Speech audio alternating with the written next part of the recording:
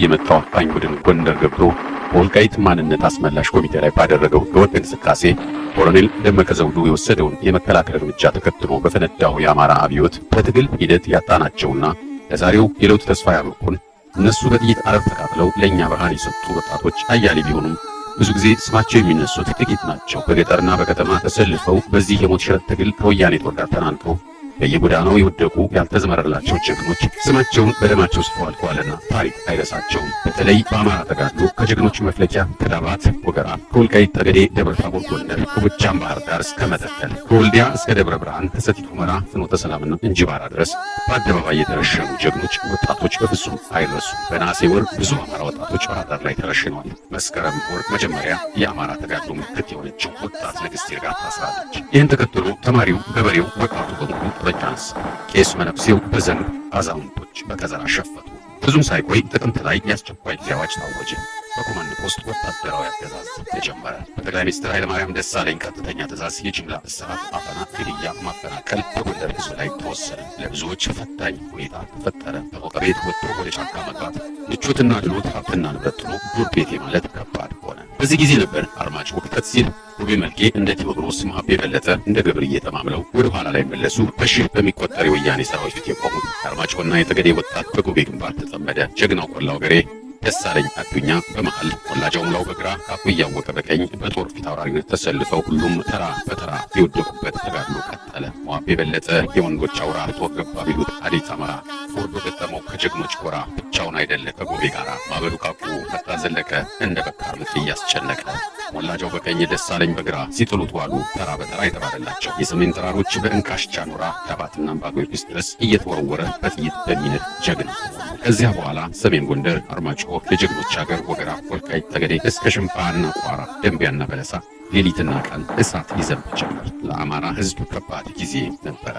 ገበሬው ያመረተውን መሰብሰብ አልቻለም። ከብቱን መግደልና መዝረፍ፣ ሰብሉንና ቤቱን ማቃጠል፣ ደፈጣ በመጣል ወጣቶችን ማፈንና ማሳደድ በዛ። ጎንደር ቁጣው ባሰ። ዓለም ሁሉ የተበተነው የአማራ ወጣት ሴት ወንድ ሳይለይ አውሮፓ፣ ሰሜን አሜሪካ፣ ኤዥያ ከመካከለኛው ምስራቅ እስከ አፍሪካ ድረስ በወያኔ ላይ ቆርጦ ተነሳ። ከተለያየ አቅጣጫ ስንቅና ትጥቅ የሚገባበት መንገድ መፈለግ ፈተና ነው። ስልኮች ይጠለፋሉ።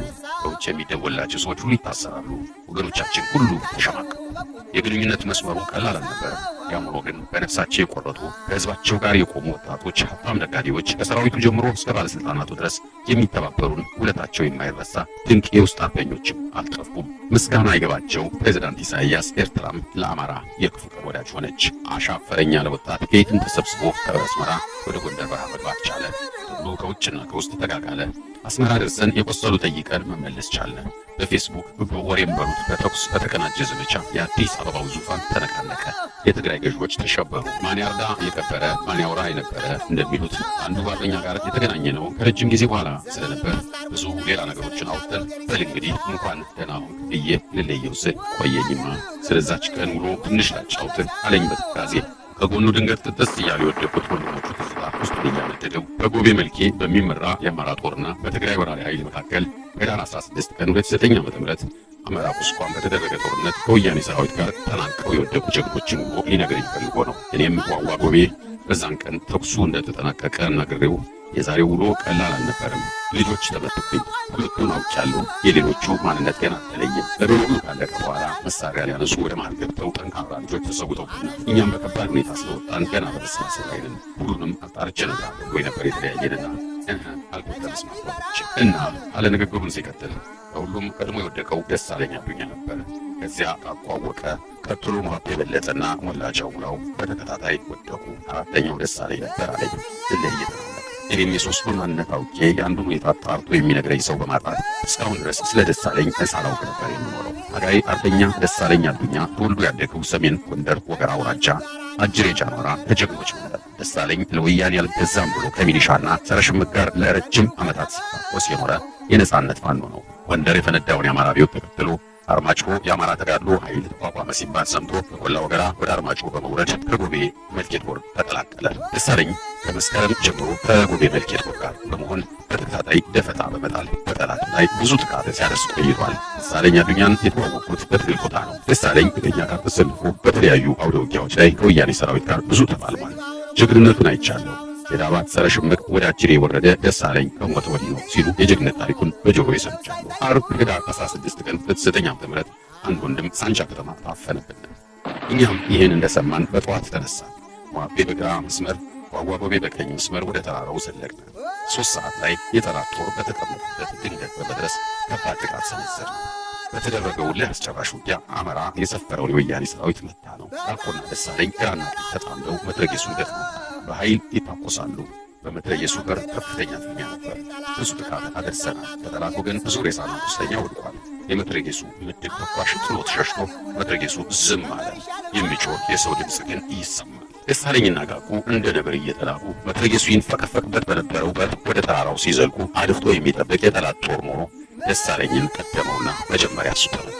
በጀግነት ሲዋጋ ውሎ እዚህ ላይ ተሰዋ። ቃቁ ከደሳለኝ በቅርብ ርቀት ስለነበረ የመታውን ወታደር ከተደበቀበት ቁልቋል አይቶት ቀልብ ጣለውና ትጥቁን አነሳው።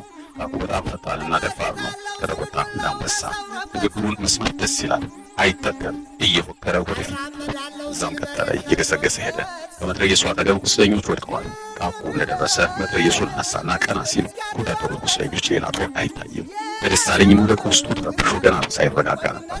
የመትረየሱ ምድብ ተኳሽ በገድሙ ተደብቆ ድንገት በቦምብ አቀጣጥሎ ወረወረበት። ቃቁ ተመታና ወደቀ። ቁስለኞችና መትረየሱም አብሮ ጋየ። የቃቁ ጠመንጃ ለመጨረሻ ጊዜ ዝም አለች። ወላጃውና ሟቤ ለእኔ ቅርብ ነበሩ። ሁለቱም ከታላቅ ቦታ ተነሱ። ግራና ቀኝ እየተኮሱ ወደፊት አለፉ። ሟቤ በለው ይላል፣ ይፎክራል፣ ያቅርባል። መሃል ገቡ። ለአንድ አፍታ ከፍተኛ ተኩስ ሆነ። መሬትና ሰማይ የተደባለቀች መሰለ። ከዚያ ተኩሱ ትንሽ ብርድ ሲል ጨርሰናል ብለን ቀና ባለበት ሰዓት ሌላ ጦር በሌላ በር ደረሰብንና ተከበበ። በዚያማ የሆነውን ወላጃውና ሟቤ በጎዳ ላይ ነበሩና መውጣት አልቻሉም። ተመቱ። እኛ እንዳይሆን ሆነን በግድ ጥሰን ወጣ። ያ ጀግና ሟቤ ወደቀ። ወላጃውም ወደ ቃቁ እያየ ከደሳለኝ ጋር አራቱ አዴት አመራ ላይ ቀሩ። በዚህ ቀን 4 ጀግኖች በአንድ ላይ ወደቁብን።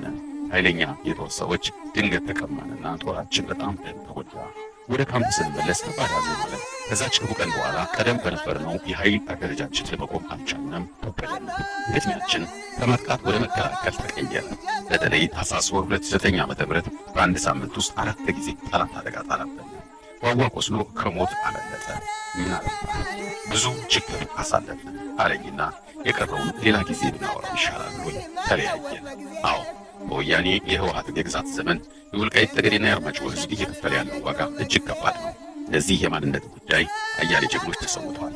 ዛሬም እየወደቁ ነው። ያችን ታሪካዊ ሐምሌ 5 ቀን ተከትሎ ጎንደር በተነሳ የአማራ ተጋድሎ አርማጭሆ፣ ደበዝ፣ ኩርቢ፣ ሙሴባምና ሐሙስ ገበያ የጦር ሜዳ ሲሆን የአጋዚን ጦር መክተው ሲፋለሙ በየተራ የወደቁ የቁርጥ ቀን ልጆች ውስጥ አፈራጋው መለሰ፣ አዳና እያሌው፣ ትርፍ ያጣናው፣ አዛናው ደሴ፣ አለብህ ይርጋ የተባሉት ጀግኖች ይገኙበታል።